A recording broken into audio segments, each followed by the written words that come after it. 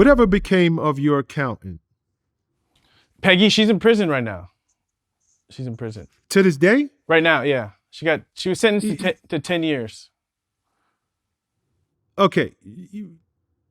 Back then, when she went under investigation, she's about 60 years old at the time, correct? Exact. Yeah, yeah. Okay, so she's not a Well, young woman in prison. she's not a young. Yeah, she's a senior. She's a senior citizen in prison. Was she ordered to pay you? Because I gotta believe you were not the only client that she stole from. Yeah, Was yeah. she? So she was ordered to pay restitution, but whether the money's gone or it's hidden well. So I mean, it was so BET has a show called Trap Queens, and they featured Peggy on the show, and so they interviewed me, and actually, first time I actually seen Peggy in 5 or 6 years, she did a Zoom from prison. And it was really interesting. She looked great, she looked wonderful. I was surprised, but it was really interesting being able to connect with her, and she's got her situation that she's dealing with. But it felt good to connect with her and for her to see that yes, what you did was not was kind of messed up, but everybody's fine. Like everybody's Okay, fine. I want to dive into that just a little bit. I know money is not a big driver for you. You have made that perfectly clear during this interview. Yeah. But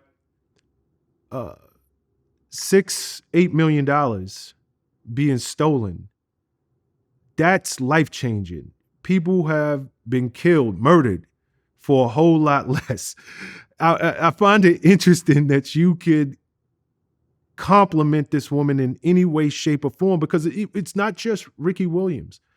It's your legacy. It's your children. But my It's your children are, wife. but they're fine. But they're all fine though. That's kind of my point. And I think when people buy into, and again, I don't want to take money is important. We need it to live. But when we buy into that money is more valuable than just helping us survive, I think that's when we get in trouble. And even that I was fine, right? That I have then when I found out, and now that I have all the resources and the things that I need to be able to take care of myself. And I'm really, really good because I've part of my story, right? A lot of roller coasters, ups and downs. So I'm really, really good at bouncing back from adversity. I was almost as if I thrive on it. Because, as I look at the silver lining, if I would have had $7 million in the bank going into retirement, there's no way I would have done the things that I've done since then, right? It's made me wake up and realize there's more things that I can do than just live off of the money I made playing football. And it got me to be more proactive. So I started taking broadcasting more seriously. I went back to school. I started developing other skill sets. I started taking my astrology practicing more seriously. And so it feels good now that I do well for myself, that I make a good living doing all these other things that have nothing to do with football. And that's this kind of dignity and self-respect that I never would have had the opportunity to earn if Peggy hadn't done this. And so, and also I'm a spiritual person. And so I truly believe that everything that shows up in my life is happening for me, not to me. It's part of my development as a human being. And so again, it's that warrior nature of being a football player. Is I embrace adversity. I embrace playing the Steelers, right? Or the Patriots, right? Because that's how you get better. Do you forgive Peggy? Well, there's nothing to forgive, because it's not like, there were plenty of signs along the way, and I ignored them. So I don't blame her. It's on me. That's on me. I take responsibility for everything that shows up in my life.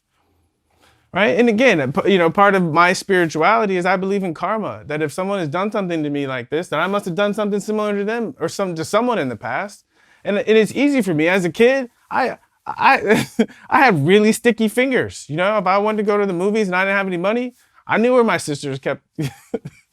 I knew where my sisters kept their stash. And so it's an easy connection to make that I was a little thief. So I know probably past lives, I was stealing a lot of stuff from people. So it comes back. Wow. I'll tell you, Ricky, you have one of the most interesting perspectives on life as anybody I've ever met. And I gotta believe, I told you at the top of the interview, you look great. You seem like you are not stressed, well rested, and it's probably because you have adopted this mindset. So good man.